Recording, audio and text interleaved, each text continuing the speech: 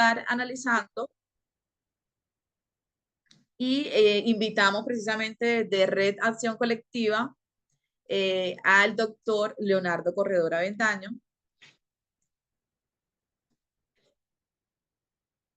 Perdón, quien gracias. es, perdón, no, quien es abogado de la Universidad Nacional y pues actualmente es magistrado auxiliar de la Sala de Casación Laboral de la Corte Suprema de Justicia. Entonces, vamos a estar dándole entonces la presentación a él para escucharlo y analizar pues todo lo que significa este nuevo Código Procesal del Trabajo para todos nosotros. Adelante, doctor, el espacio es suyo.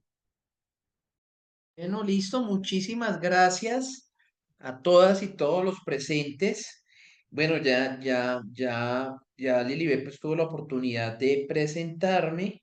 Perdón que estaba mirando aquí cuadrando las cositas, que es que esto, de todas maneras, la tecnología es pesada para uno, pero bueno, aquí vamos, es que pongo el cronómetro, pongo las cositas y la presentación que quisiera a ustedes darles a conocer. Esencialmente, pues el espacio que me están que se ofrece aquí y que me están ofreciendo, lo agradezco mucho, sobre todo por esa actividad de pedagogía que es la que se arranca en este año 2025 respecto del proyecto Código. Pues ya Lilibet lo dijo el 5 de diciembre. El 5 de diciembre quedó aprobado en el segundo debate de Cámara en plenaria, que era el cuarto debate del proyecto. Ya había sido sometido a la aprobación del Senado de la República y yo se las tomo de esta forma. El debate en comisión primera del Senado fue el 16 de abril, en plenaria del Senado 27 de mayo, comisión primera 1 de octubre de 2024. Y último debate Cámara plenaria fue el 5 de diciembre. Precisamente como tenían textos diferentes entre Senado y Cámara, pues se activa la comisión de conciliación. La comisión de conciliación ya presentó un informe, que es el cuerpo, el texto definitivo que se va a aprobar por las dos cámaras. Pasa por Cámara Baja, por Cámara de Representantes, se aprueba. Esa aprobación se dio el 13 de diciembre y está pendiente la aprobación de ese mismo informe en el Senado de la República. Inicialmente se programó o se agendó para el 16 de diciembre, pero ese era el último día del periodo legislativo. Se reactiva el 16 de febrero y está agendado. Faltaría esa aprobación y, lógicamente, la sanción presidencial, que es requisito constitucional que se establece en los artículos 154 y siguientes de la Constitución. Entonces, digamos, ese para dejárselos como contenido. Eso en primera instancia. En segunda, pues, lógicamente, agradecer a todos esa, esta, este espacio y poder ver que de todas maneras aquí sí quiero comenzar a dejar la presentación. Permítanme un segundo, ya. Uno dice compartir. Entonces, yo no sé si ahí en este momento estén viendo la presentación. ¿Sí se está viendo? Sí. Sí, claro, se ve Sí, perfecto. sí, señor. Listo. Entonces, digamos que esta iniciativa la tiene a bien la Sala de Casación Laboral de la Corte Suprema de Justicia. Presenta el proyecto de ley. Eso fue en el mes de agosto del año 2023. Ya les conté el trámite, grosso modo. Yo creo que no entramos tampoco a situaciones a situaciones para agregar, pero lo que a todos nos interesa es el fondo de las. Lo primero, que es lo que queremos mostrar: el uso de tecnologías de información y comunicación y la justicia virtual laboral. Eso tiene un primer efecto. ¿Cuál es el primer efecto? Tal vez es el código que quedaba de todos los de procedimiento que tenía una vigencia preconstitucional. Es decir, era el único código de procedimiento que tenía vigencia, pero que fue expedido antes de la Constitución de 1991. El Código General del Proceso fue del 2012, el Código de Procedimiento Penal de la Ley 906, el Código Contencioso Administrativo es del 2011 con una modificación en el 2021, pero esto tenía, este código fue expedido en el año de 1948. Entonces, se tiene esa particularidad. Y lógicamente Mira, el como si estuviera salto roncando. que te da es precisamente En entrando o serio, verse o no sé desde si la soy yo. óptica de la modernización del trámite o del procedimiento. Y eso se haría a través de la incorporación de las tecnologías de información y comunicaciones. Entonces, en diferentes apartados del proyecto se tiene cuál fue la filosofía de ese uso, que ahí lo tienen ustedes: facilitar y agilizar el acceso a la justicia, ampliar su cobertura sin dejar de lado que van a haber algunas zonas del país donde pues, el acceso de justicia virtual no va a ser posible. Se deja de todas maneras el punto de la presentación verbal o escrita de las demandas, teniendo en cuenta la nueva cobertura y las nuevas condiciones sobre las cuales van a operar los juzgados laborales.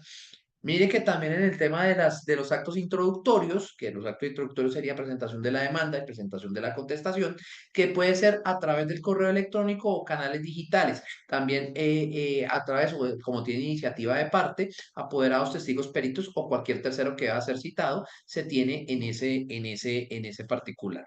Mire que también en el artículo 61 se tiene que la presentación de demanda de anexo se hace a través de mensaje de datos. Últimamente también el Consejo Superior ha trabajado y ha dejado la plataforma CIUC, que ha sido una plataforma pionera. Lógicamente tendrá pros, tendrá contras, pero es una plataforma que va a iniciar su operación y que a medida que vaya progresando, pues va teniendo también su propia construcción. Obviamente, pues es una plataforma que se hace a partir del trámite procesal del año 1948 con ese modelo, con esa estructura, pero que se tiene que adaptar a esta nueva concepción o esta nueva estructura del proceso. Miren lo que también se deja o se establece el deber del juez de hacer la audiencia desde el despacho, pero a través de canales virtuales como mecanismo principal. Sin embargo, esa fue también la intención del proyecto en sí mismo. El juez debe retornar a su despacho. ¿Por qué? Porque pues obviamente también hay situaciones en las cuales con ocasión de la virtualidad que fue accidentada en nuestro caso, que fue generada a partir del efecto COVID-19, que las audiencias se volvieron virtuales, pero también eso aparejó que se tuvo al tener que trabajarse en casa, pues se dio continuidad para el trabajo en casa. Claro, pueden haber situaciones en las cuales pues vayan a haber dificultades, pero lógicamente la idea es esa cercanía de la virtualidad, pero manteniendo al juez en su despacho. Práctica de pruebas y notificación de las partes de terceros en el proceso laboral. Se implementa las notificaciones por medios virtuales. Eso en primer punto. Ahora, también entramos a lo que podemos señalar como el corazón de este proyecto. ¿Y por qué es el corazón? Desde muchas aristas, sobre todo académicas, se le ha mal llamado a esto reforma.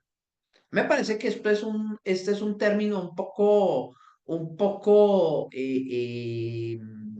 digamos, menosprecia el trabajo que se ha hecho. ¿Y por qué digo que se menosprecia cuando se dice que es una reforma? Porque es que resulta que la Constitución, sobre todo cuando señala como funciones del Congreso y del Ejecutivo la expedición de decretos con fuerza de ley, y para el legislativo otorgarle funciones extraordinarias, facultades extraordinarias para legislar al Ejecutivo, dio una expresa prohibición. Lo que no puede hacer usted por facultades extraordinarias, por decretos con fuerza de ley, es expedir códigos. ¿Por qué razón? Tiene una finalidad. Es que todos los códigos venían por decreto en estado de sitio. Y este es uno de los que subsiste. El Código Sustantivo del Trabajo también. Debemos advertir. Pero y ese ha sido un llamado que desde la sala de caso laboral se hizo. Oiga, hay que meterle la mano a reformar el código sustantivo. Oiga, hay que meterle la mano a la reforma del código procesal. Porque es una instancia técnica, la Corte tiene iniciativa para presentar proyecto de ley de lo procesal. De lo sustantivo, ustedes saben más que nosotros cómo es el trámite de la ley sustancial. Entonces, en este momento, pues obviamente nosotros seríamos los jueces de esa ley sustancial, por ende nosotros no podemos tener injerencia hasta tanto el debate se haya surtido y la ley sea efectiva. En el Código Procesal, por ser una instancia técnica, pues obviamente sí tendría la injerencia. Pero ¿qué le buscamos a esto? Y también aprovecho el escenario que veo que es red de acción colectiva y que tiene muchos usuarios que son o que sobre todo tienen una vocación de acción sindical. Veo aquí también personas de Sintra y Magra, también los veo que hay muchos abogados de trabajadores, etcétera, y es darles un parte de tranquilidad. ¿Por qué? Porque lo que se quiere, lo que se pretende es una construcción académica, dogmática. En otras latitudes se le ha llamado la autonomía científica. Autores como Mario Pasco Cosmópolis en el Perú y Wagner Giglio en Brasil han hablado de la autonomía científica del derecho procesal del trabajo. ¿Y qué es lo que se quiere con la autonomía científica? Puntualmente eso. Hay unos fines y hay unos propósitos propios del derecho procesal del trabajo. Y es ir de la mano con el derecho sustancial. Claro, ¿cuál es el primer punto de referencia del derecho sustancial en materia laboral? La Constitución. Y la Constitución del 91 nos pone en una sintonía que lo que termina produciendo es que hay instituciones que irradian la ley sustantiva laboral y ese es el procedimiento. Entonces, lo voy a poner en este punto. Miren que nosotros lo estamos hablando como autonomía, especialidad y completitud del derecho procesal del trabajo y de la seguridad social. Entonces, bajo ese entendido, son tres presupuestos que lo tenemos. La autonomía científica me deriva en el segundo. Ciencia social con su propio método. La vocación sustantiva, la reivindicación, en este caso, el restablecimiento de un principio que es el de la igualdad de las partes. Ahora, mucho se ha dicho y varias críticas se han dado desde dos aristas. Una, oiga, es que cuando se dice que si el juez va a lograr el equilibrio entre las partes, pues lo pone en una amplia desigualdad porque las partes en el proceso laboral y en la relación sustantiva son desiguales. Eso no es cierto. Si bien hay un aspecto de desigualdad real que no podemos dejar de lado porque el trabajador es la parte más débil de la relación y en materia de seguridad social, el afiliado beneficiario del sistema, pues está en un pie de desigualdad respecto de su pagador, pues no es menos alto que lo que debe hacer el proceso laboral para ser autónomo es generar, como se dice, una superioridad jurídica para dejarlos con igualdad de armas. Aquí no se trata, como se ha disfrazado por los escenarios, de poner al trabajador por encima del empleador. No, no se trata de eso tampoco. Pero también es garantizar que la desigualdad que existe entre las partes se refleje en el proceso. Eso se hace a través de unas medidas de igualdad por compensación, que si bien se ha dicho, no quedó como un principio, sí quedó en esa norma, sí se plasmó en esa norma de juez director del proceso o de dirección del proceso. Que esa norma venía o se heredó del artículo 48 del Código vigente, que en últimas también venía como en un proceso evolutivo. Inicialmente se habló de un juez garante del trámite por una característica de rapidez. Con la ley 1149 del 2007 se convierte en una norma del juez, pero garante de derechos fundamentales.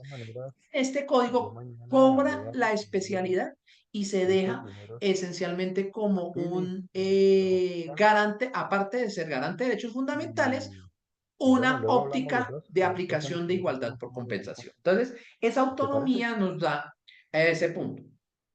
el otro paso que lo quiero plantear a partir de los principios. Si ven ustedes esa gama de principios, equidistancia entre lo dispositivo y lo inquisitivo, la prevalencia de la mediación, la economía procesal o concentración, la prevalencia de la oralidad sobre la escrituralidad, así la oralidad sea virtual, pero se le da prevalencia, sobre todo lo que les dije yo, en el corazón del código. ¿Cuál es el corazón? La actividad del juez. ¿Y dónde se concentra la actividad del juez? ¿Dónde se concentra?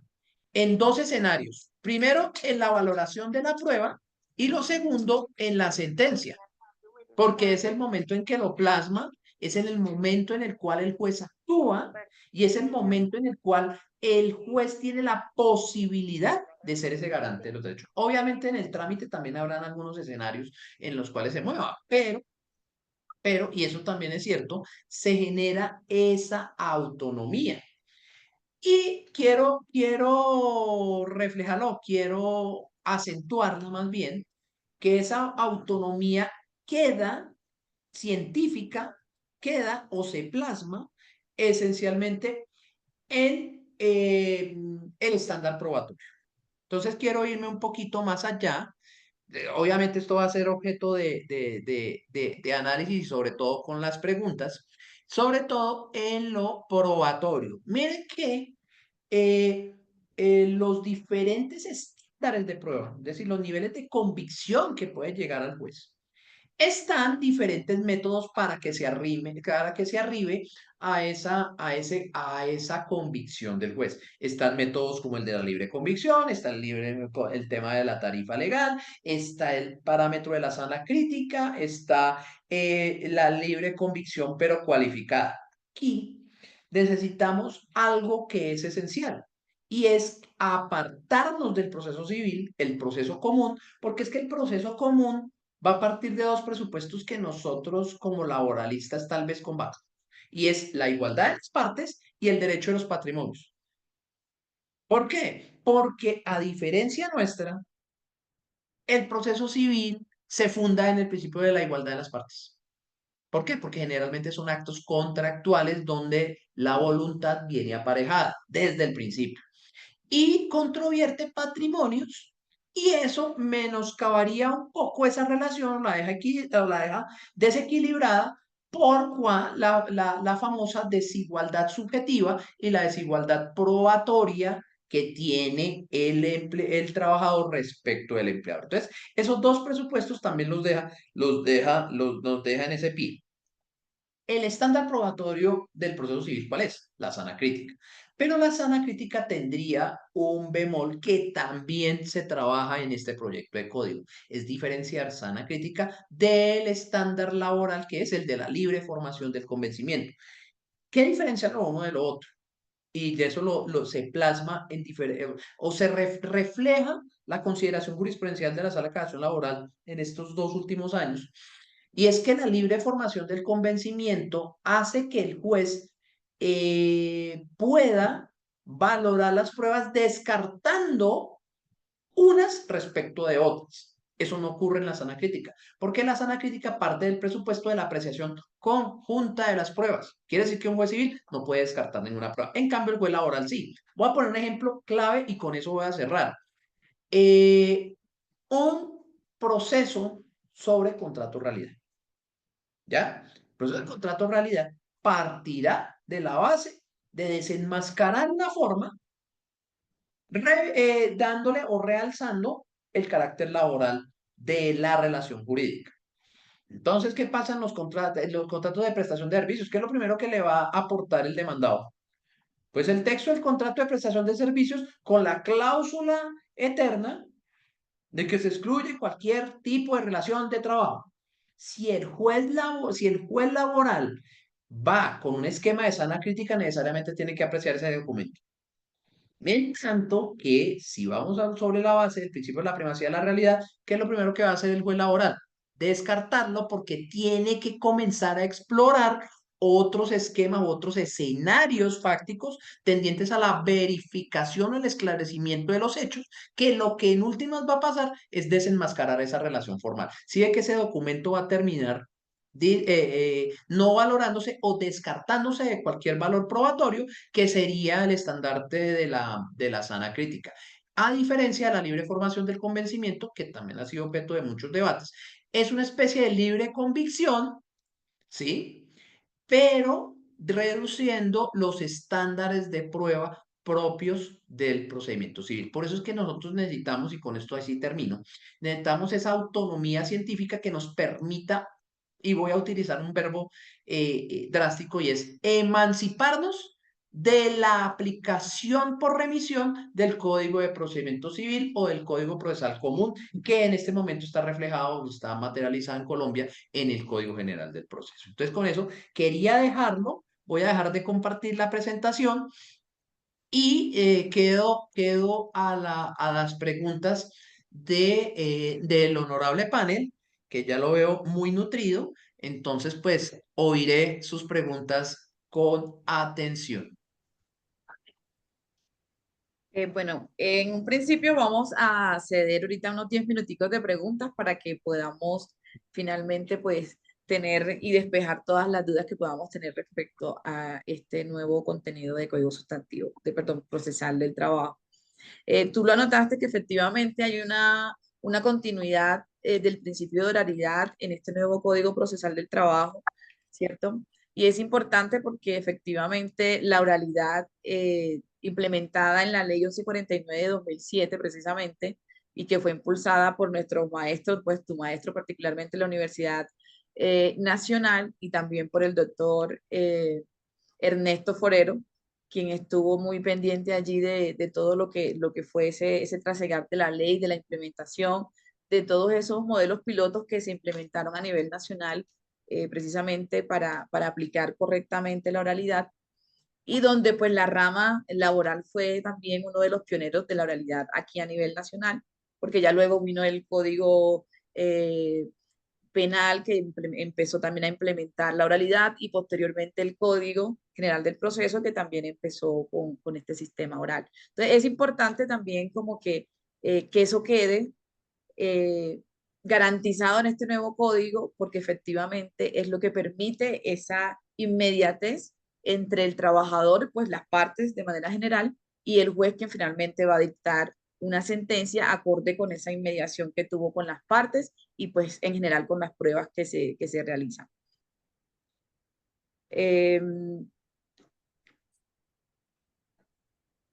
Bueno, inicialmente también conocemos que la Central Unitaria de Trabajadores tuvo ciertos desacuerdos en el proceso, pero que fueron ya finalmente saneados porque se tuvo en cuenta las observaciones que la Central Unitaria de Trabajadores tuvo en ese momento a algunos artículos que generaban una desventaja muy clara en torno a las organizaciones sindicales y a los trabajadores que también pues tenían una desconsideración en torno a ello, pero bueno, es importante también destacar esto.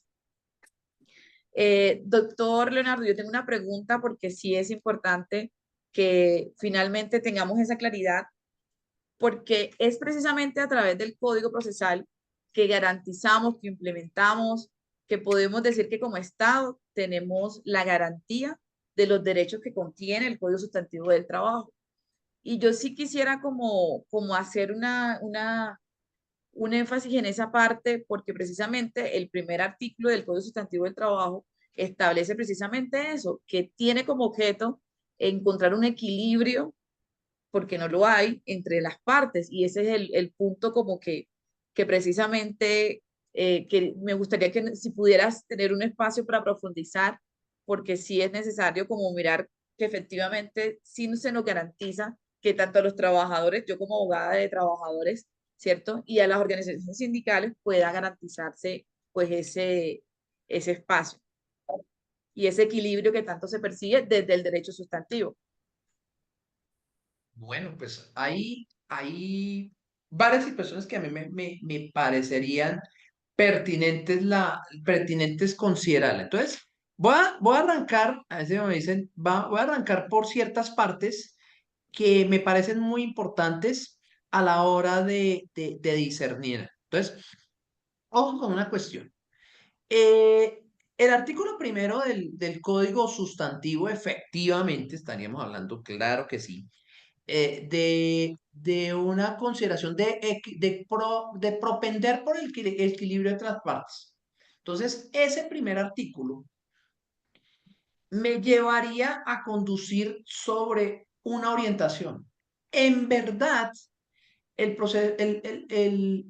punto de desigualdad real de las partes, en las cuales existe una subordinación jurídica, una dependencia económica del trabajador respecto del empleador.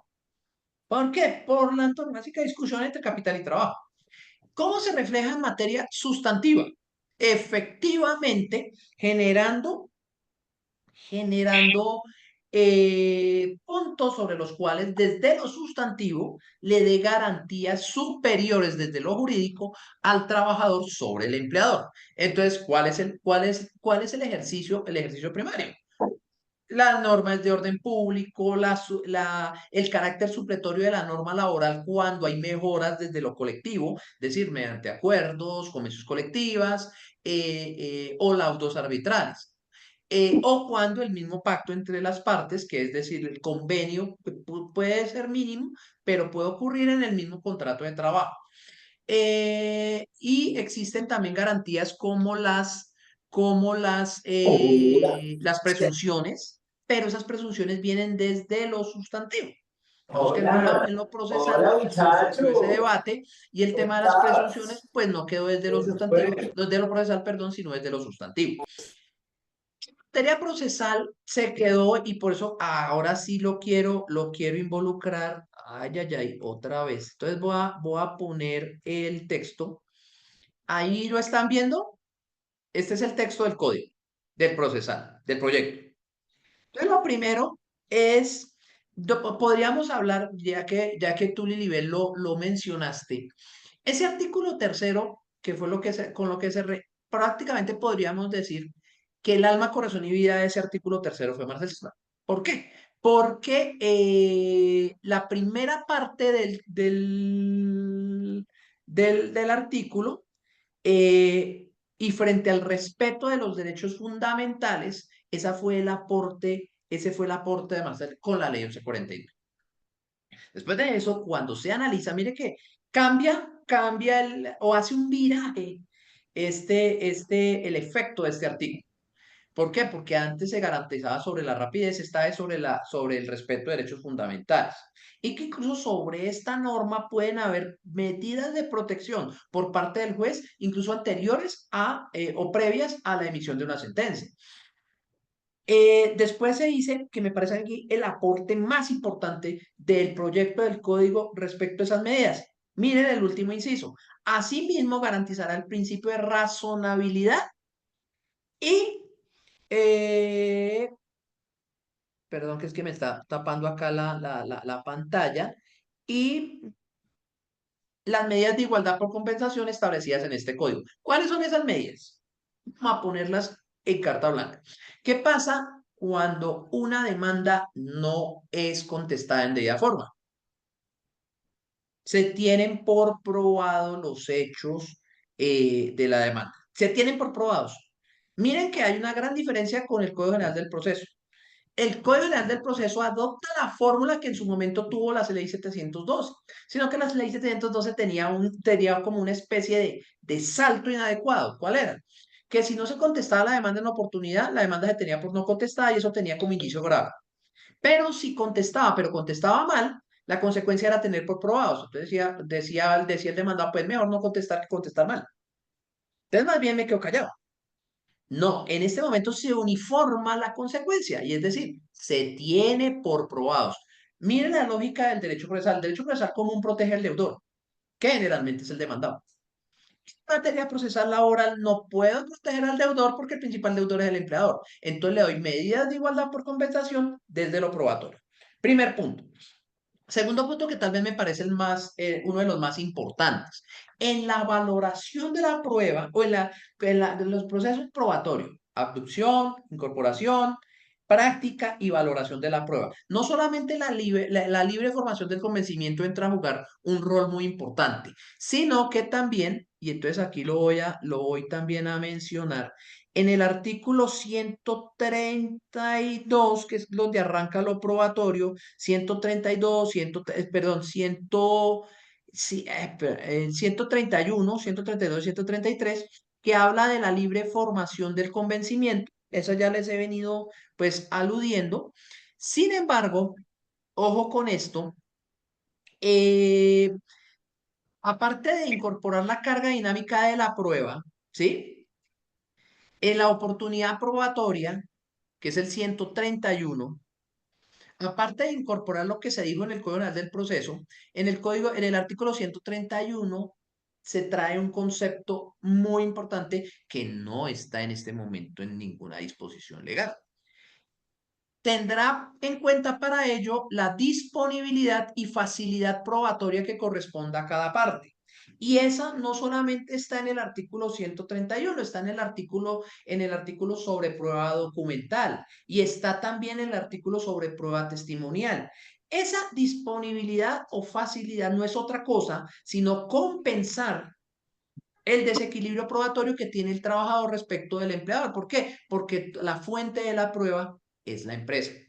Y el empleador tenderá a reservarse documentos o medios de prueba con el fin de que el trabajador no pueda verificar su causa dentro del proceso.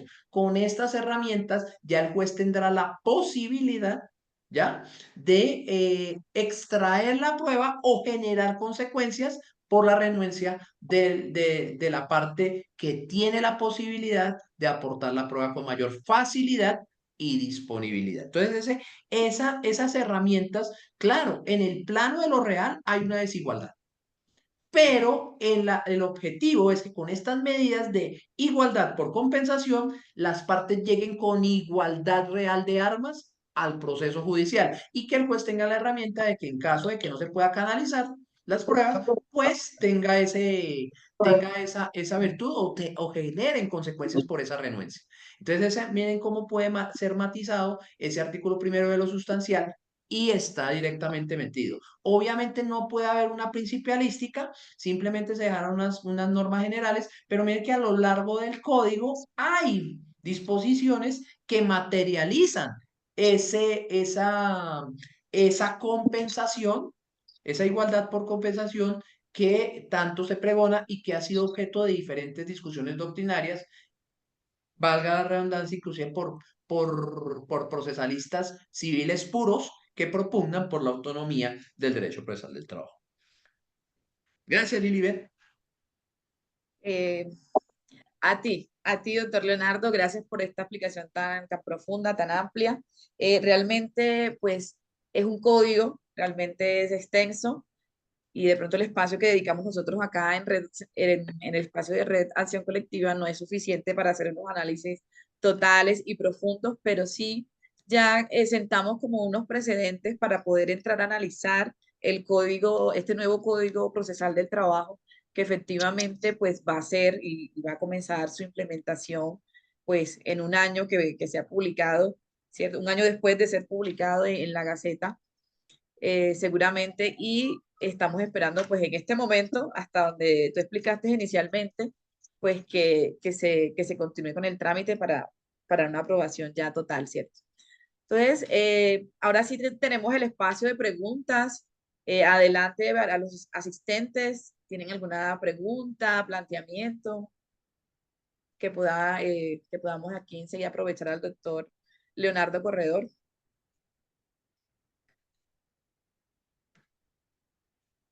Parece que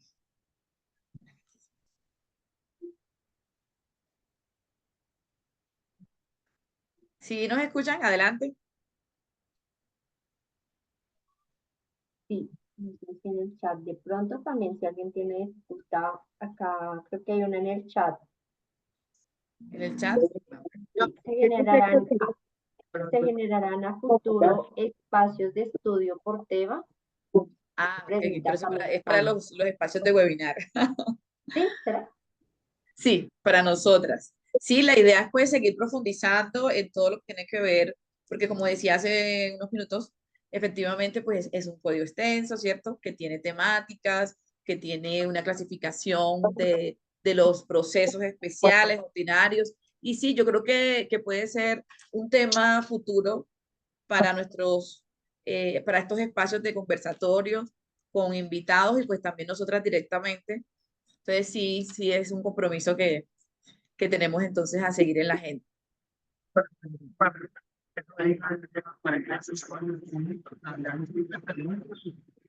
No, no se te escucha muy bien.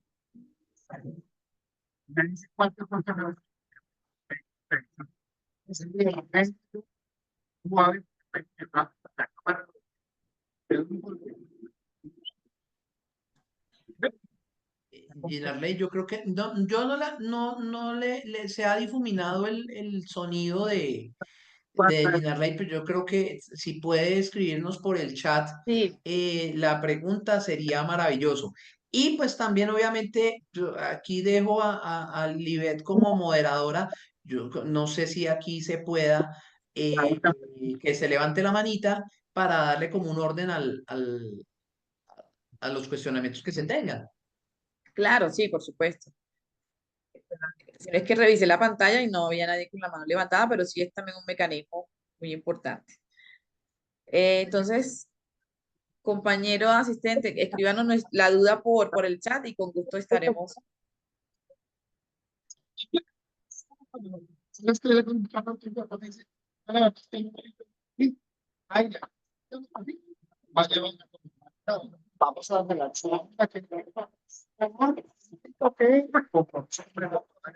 Sigue sin escucharse, Ginarley, no se escucha tu intervención. Entonces estoy supremamente bien. Si queremos pasar con ustedes. Ahí se la ve, quería darles comerciales de por qué amamos el show. Ustedes son la mejor compañía 24/7. Johnny, Lore, Pepe, Andy y Andrew, creo que son la mejor familia, la mejor compañía que todos podemos tener. Un abrazo para ustedes, Fíjate Romero, y aléate que te conviene. Muchas gracias, Zacate. Gracias, Zacate, y a los fanáticos que de pronto en este momento pues, nos han dado cuenta de la publicación, que van de regreso a casa. Los invitamos a que ingresen ya mismo a través de @elsolbogotá en Instagram. Ahí está la pregunta, o también en El Sol Colombia de Facebook, Lore. ¿Qué es lo que más amas del Sol Bogotá 105.4? Queremos que nos lo digas ya. Comenta ya. Creo que Por favor, alguien tiene el gracias. micrófono abierto Sí, y estaba oyendo en una emisora. Entonces, pues sí. creo que nos quedó esto. Pero entonces Bueno, aquí yo vi Camilo, una inquietud.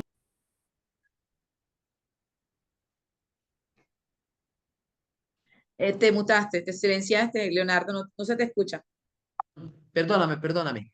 Dice en el chat Camilo Santos, ¿podríamos hablar sobre el cambio de verbo rector de podrá a deberá que recae sobre el juez en las condenas ultra y extra petita? Entonces, miren, primero,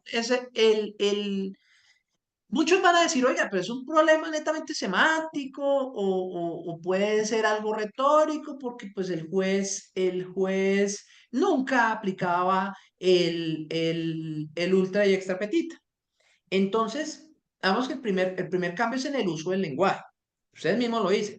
De decir que podrá a decir deberá, uno oye en el coloquio, pues ese podrá es del verbo podrir. Es una acepción. ¿Pero por qué? Porque el juez le queda como una facultad que casi nunca lo hace. Pero más allá, ahora la invitación, ¿cuál es? Más allá de la utilización del podrá o deberá, hay que mirarla, hay que hacer esa mirada en contexto. Ojo con eso. ¿Por qué? Porque la lectura eh, simplemente trascendió. Eh, el artículo sexto, que era el que tenía inicialmente esa distinción, pues resulta que se elimina el verbo y se deja como el verbo transitivo, el ordenará. Entonces, mire cómo lo deja. El juez de primera instancia no deberá ordenar, no podrá ordenar, no quedó, sino que directamente encarna el predicado en el verbo ordenará. Entonces ya miramos, es la relación, que ya no es, que ya el acto no deja o trasciende la potestad del juez y deja una orden en concreto, más con la fortaleza semántica del verbo ordenará. Y se dice, el juez de primera instancia ordenará el pago de salarios, prestaciones e indemnizaciones y demás derechos de la seguridad social distintos de los pedidos cuando los hechos que la originen hayan sido discutidos en el proceso, estén debidamente probados, o condenará al pago de sumas mayores cuando aparece que estas son inferiores a las que corresponden al trabajador. Y obviamente que se mantiene un imperativo hacia el juez porque lo extiende al de segunda instancia. Acuérdense que siempre había como esa discusión. Si el juez de segunda instancia tiene esa posibilidad o no, sobre la base del conocido principio de consonancia, y es que el juez de segunda instancia se pronuncia respecto del marco de apelación delimitado por las partes, o en el grado jurisdiccional de consulta ya tiene un campo más amplio. Sin embargo, también está visto que el grado jurisdiccional de consulta se amplió.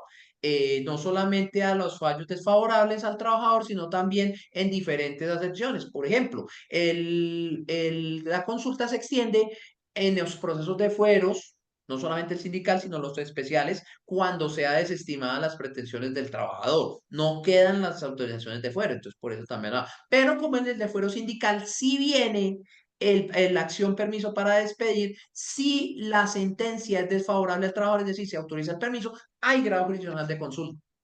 Entonces se amplía esa potestad, se deja como imperativo el ordenará y extiende este deber a segunda instancia, derivado de la aplicación del artículo 6º y dejándolo por fuera de cualquier discusión sobre el poder o deberá, sino directamente hacer la orden. Entonces en ese punto pues lo dejo expuesto. Y con eso entendería yo atendida la pregunta. ¿Hay un mensaje nuevo? Vamos a ver si sí. ¿Con esta reforma se suprimiría la virtualidad? No, no, en esencia no. ¿Por qué? Porque en este momento no podemos alejarnos de la discusión oralidad, virtualidad, como categoría yuxtapuestas. No, no son yuxtapuestas ni son diferenciadas. Se integra, la Italia. Lo que pasa es que el deber para para los jueces será estar en su despacho. Primer punto. Segundo punto, todo se canaliza a través de medios electrónicos. Se deja como mecanismo subsidiario, obviamente, la presentación de escritos en despachos por el tema o por circunstancias relacionadas con la accesibilidad a medios electrónicos.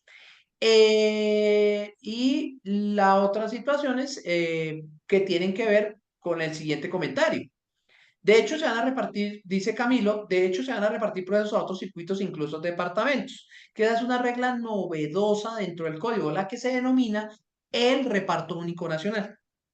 Y es que hay algunos procesos cuya naturaleza o cuya discusión tiene un contexto que no necesariamente tendría o se apegaría al factor territorial de competencia. Es una relativización de los factores de competencia. Mírenlo desde esta óptica. En el procedimiento común hay unas reglas de competencia, como todos nosotros lo aprendimos en el procedimiento civil y en teoría general del proceso. Factores de competencia esencialmente son 5: objetivo, subjetivo, territorial, funcional y por conexidad.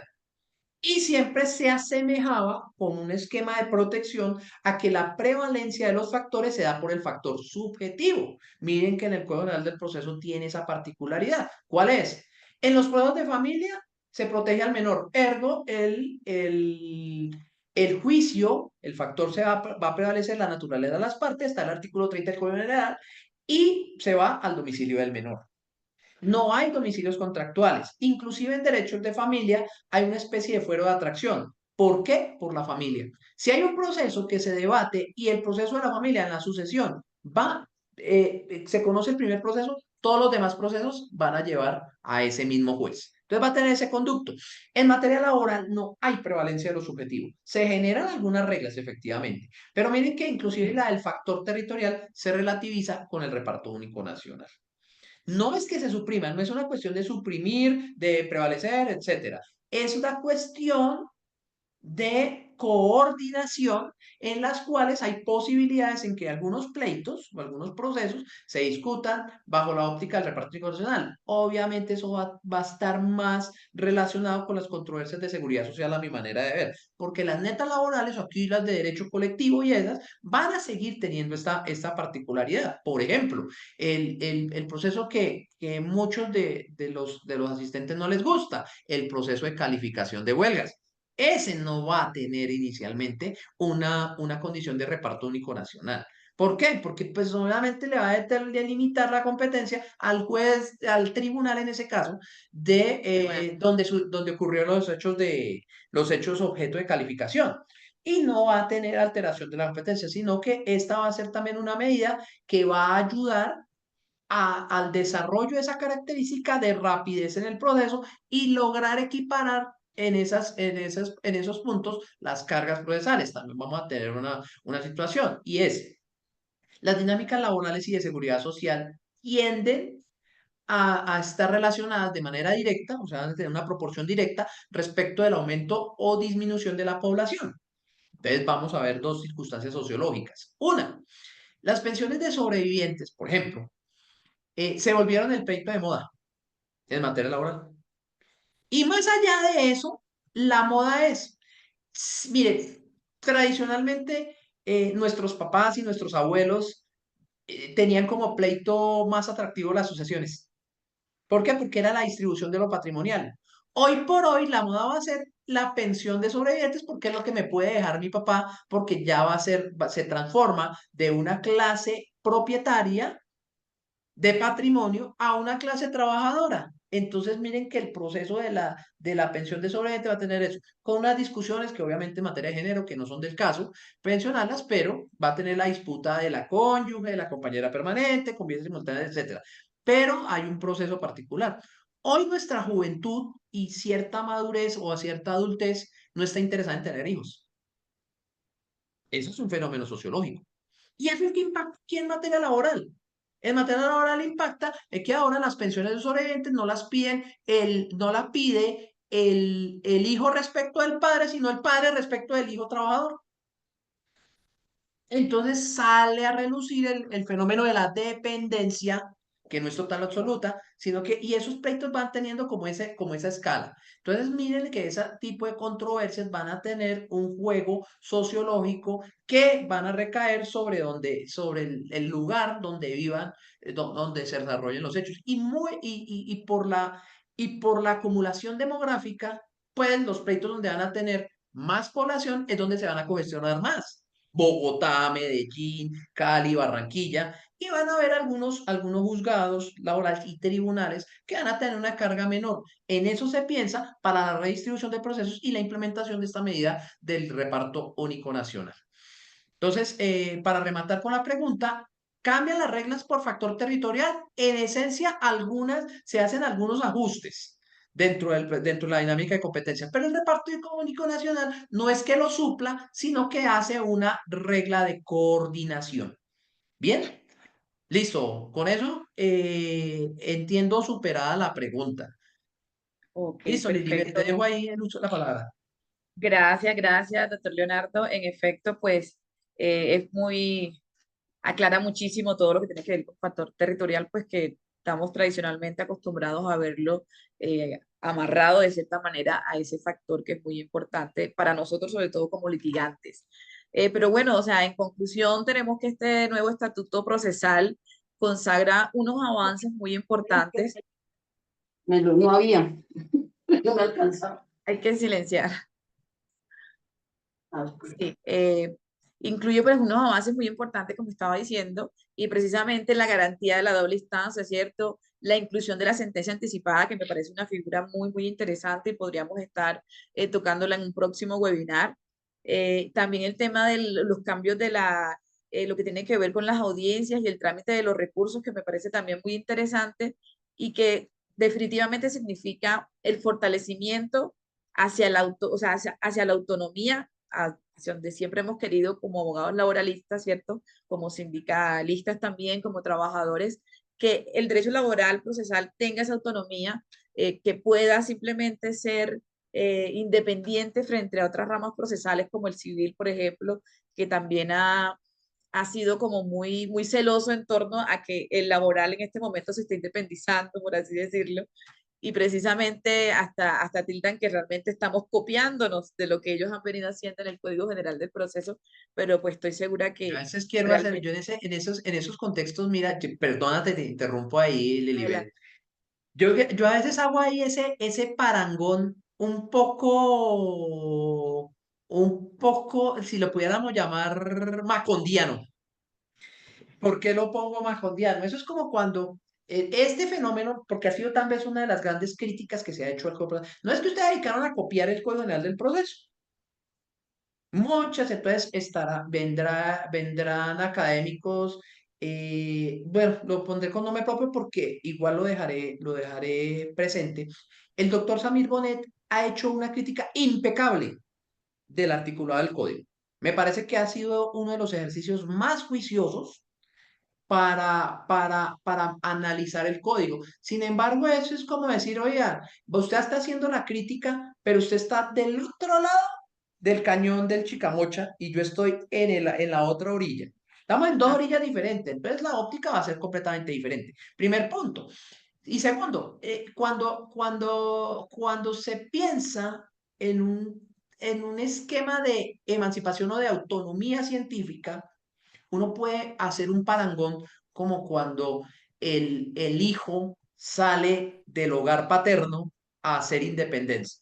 Entonces, ¿qué pasa cuando el hijo o la hija sale? Entonces, papá o mamá preguntarán, mi hijo o mi hija, ¿usted para dónde va? ¿A usted para dónde, a dónde va a vivir? Entonces, no, papá, yo voy a vivir en un apartamento por allá en la periférica de la ciudad. Bueno, muchacho, entonces le voy a comprar una moto. Está bien, entonces para su desplazamiento. Y mi hijo, ¿y usted qué va a tener? O mi hija, ¿usted qué va a tener allá en el apartamento?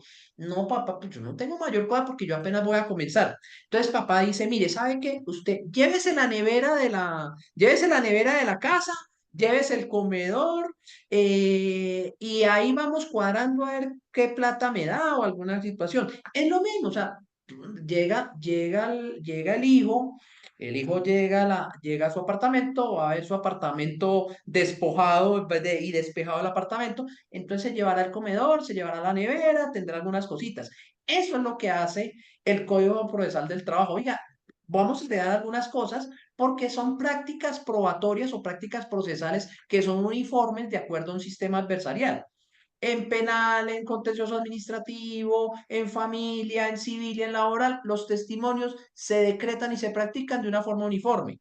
Como es adversarial, entonces lleva la persona, la parte lleva a su testigo, la interroga de primeras, su contraparte se opone, la contrainterrogará, habrá un ejercicio de réplica o dúplica de acuerdo a las modalidades, pero en esencia es yo pregunto, tú preguntas. Entonces, no vamos a inventarnos una fórmula diferente para decir, bueno, ¿sabe qué? Vamos a hacer nuevos, entonces el testimonio inicialmente lo va a hacer la contraparte. No, no tiene sentido. Entonces se toma esa práctica y se genera, ¿y qué es lo que genera la autonomía? Que a partir de ese momento el hijo va a tomar su camino diferente del camino que toma el padre. Decía el profesor Samir, oiga, si hay un avance del Código Procesal General o del Código General del Proceso, pues el Código Procesal del Trabajo va a quedar relegado. No, lo que pasa es que vamos a evolucionar de formas distintas. Simplemente ese es el llamado. Nosotros vamos a ser autónomos, déjenos evolucionar a nuestra manera, a nuestra forma. ¿Por qué? Porque es necesaria la autonomía. Desde dos puntos de vista, ya la academia o los centros académicos generan que esa ciencia del derecho sea autónoma. Hay en las universidades el derecho procesal del trabajo. Se predica la laboralidad del proceso. ¿Quién es el llamado a aplicar la fórmula de favorabilidad o el indubio properario? El juez. Entonces, eso nos lleva a esa autonomía. Hay jueces laborales, no hay jueces civiles, porque si no, entonces nos cambian el rótulo. Entonces, miren que esa situación nos lleva a esa condición. quiero De dejarlo acuerdo. ahí porque hay otra cosa. Yo quiero también ver en este webinar, en el tiempo que nos queda, porque hay muchas inquietudes, sobre todo con algo que les interesa, pero no les voy a soplar qué es lo que les interesa al sector sindical sobre sobre el proyecto de código. Es para que ustedes lo pregunten y las inquietudes comiencen a generarse. Esa es la intención, no venirles a echar un cuento porque si no lo vuelvo y yo lo reduzco a la parte dogmática. Si ustedes lo ven, yo no me puse a hacer comentarios puntuales porque obviamente eso ya es para la práctica, pero en el webinar hablamos de lo dogmático. Es por eso que lo quiero dejar y que las preguntas sean las que nos conduzcan a lo práctico. ¿Listo, Lilibe? Perfecto, gracias, Leonardo. Efectivamente, pues no alcanzamos a abordar todos los temas que pueden surgir alrededor de este nuevo estatuto procesal, pero realmente creo que ya quedamos como con ese abrebocas de poder seguir indagando, como tú planteas, que bueno, miremos cómo nos afecta estas normas, por ejemplo, al movimiento sindical. O sea, hay que ir mirando, analizando, y pues eso abre otros espacios que podemos estar utilizando. Entonces, bueno. Gracias a todos, a ti, Leonardo, principalmente por tu asistencia, por tu explicación tan clara, tan bien explicado, todo muy bien explicado. Y bueno, a todos los participantes, a todos y todas por su asistencia, por haber acompañado este espacio. Vamos a estar, obviamente, organizando nuevos espacios para profundizar ya en la parte específica de este nuevo estatuto procesal. Los invitamos a todos y todas a seguirnos en nuestras redes. Somos Red Acción Colectiva. Estamos en Instagram, en Facebook, también estamos en TikTok, en LinkedIn, también estamos. Entonces, gracias por el espacio y bueno, que pasen una feliz noche. Muchas gracias por la invitación y feliz noche. Bueno, Muchas chao. gracias.